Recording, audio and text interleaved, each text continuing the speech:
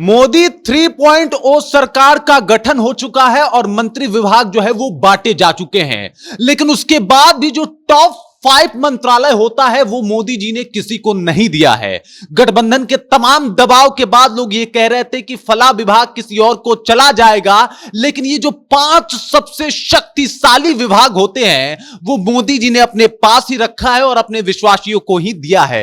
ये कौन से टॉप 5 विभाग हैं इसके बारे में बताऊंगा, और 5वां विभाग और उस इंसान के बारे में, उस मंत्री के बारे में यह भी कहा जाता था कि मोदी जी और इनकी बनती नहीं है, जबकि मोदी जी उनके लिए अड़ गए, ठन गए, लड़ गए और उनको वो मंत्रालय दिला दिया। ये कौन सा है आखिरी और 5वां विभाग, इसके बारे में भी बताऊंगा। लेकिन उससे पहले, मेरा नाम है रजत और आप देख रहे हैं जनता जंक्शन। मैं आपको बता दूं, मोदी 3.0 सरकार की जो भी मंत्रियां हैं उनको मंत्री पद दे दिया गया है, जो भी नए नए मंत्रिमंडल हैं उनको स्थापित कर दिया गया है, लेकिन फिर भी जो टॉप 5 मंत्रालय है वो मोदी जी ने किसी को नहीं दिया है, वो अपने पास ही रखा है। और ये टॉप 5 मंत्रालय कौन है मैं आपको बता देता हूं।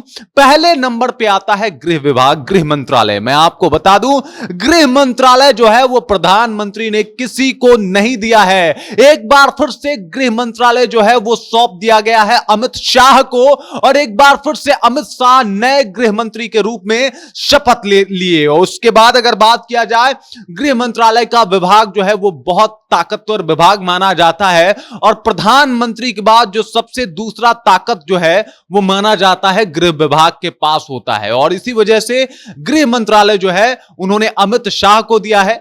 प्रधानमंत्री की अनुपस्थिति में जो दूसरा प्रधानमंत्री होता है, इस तरीके से आप समझ जाइए, वो जो अधिकार होता है वो गृह मंत्रालय के पास ही होता है। उसके बाद अगर बात किया जाए तो उसके बाद का जो मंत्रालय है वित्त मंत्रालय, सारे निवेश, कहां कितने पैसे आने हैं, किस राज्य को कितने पैसे आवंटित करने हैं और क्या बजट होने वाला है इस साल का, ये सारे लेन देन और सारे पैसों से जुड़े हुए मामले जो है वो वित्त मंत्रालय ही देखता है। और एक और बात आपको बता दूं, ईडी का मामला तो आपने बहुत सुना होगा। ईडी जो है वो डायरेक्ट तौर पे वित्त मंत्रालय के ही अंडर आता है, और इस वजह से एक बार फिर से ईडी का जो मामला है, ईडी का जो विभाग है वो कहीं ना कहीं प्रधानमंत्री ने अपने पास रखा है। और इसके अलावा जितना भी ये निवेश होता है, जितना भी उपनिवेश होता है, इन सब का विभाग वित्त मंत्रालय के थ्रू अपने पास रख लिया है। वहीं अगर बात किया जाए तीसरा सबसे बेहतरीन, सबसे ताकतवर विभाग, तो वो है रक्षा मंत्रालय। सबसे पहले मैं आपको बता दूं, वित्त मंत्रालय फिर से निर्मला सीतारमण को गया है। उसके बाद आते हैं रक्षा मंत्रालय के ऊपर। रक्षा मंत्री एक बार फिर से हमारे राजनाथ सिंह जी बने हैं, और एक बार फिर से उन्होंने रक्षा मंत्री का शपथ लिया। रक्षा मंत्रालय का पावर किसी से छुपा नहीं है। तीनों सेनाओं का कहीं ना कहीं एक तरीके से उन्हें सर्वोच्च माना जाता है, वो तीनों सेनाओं के सुपीरियर है, और उस तरीके से तीनों सेनाएं जो है उनके अंडर में वर्क करती है, काम करती है। इसके अलावा सुरक्षा से सभी बड़ी नीतियों की जिम्मेदारी जो है वो देश से लेकर विदेश तक ये रक्षा मंत्रालय के अंडर आता है। सुरक्षा से जुड़ी हुई सारी बातें, हथियार से जुड़ी हुई सारी बातें, कौन सा हथियार कहां आना है, कब आना है, ये सब कुछ रक्षा मंत्रालय देखता है। अब जैसे राफेल डील हुआ था, तो ये जो राफेल डील था वो रक्षा मंत्रालय के थ्रू ही हुआ था, यानी रक्षा मंत्रालय ही ये सारे डीलिंग को देखता है जो सुरक्षा के स्थिति में देखा जाता हो।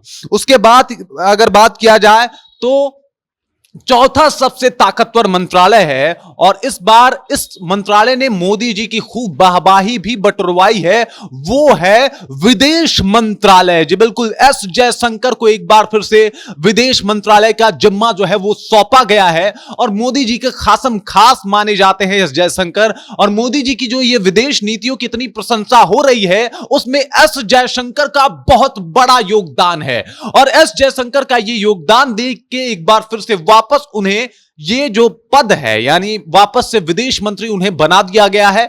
विदेश मंत्रालय के विभाग में बहुत सारी शक्तियां आती है, जो विदेश नीतियों को लेके होता है, जो बाकी सारी नीतियों को लेके, कोई डीलिंग को लेके जो विदेश या बाकी देशों से होती है, वो सारा कुछ विदेश मंत्रालय ही देखता है। यहां तक कि अगर कोई विदेशी प्लेन जो है वो उड़ान भरता है, उसकी डीलिंग भी जो है ऑलरेडी विदेश मंत्रालय या कॉन्ट्रैक्ट जो है वो विदेश मंत्रालय के द्वारा ही की जाती है।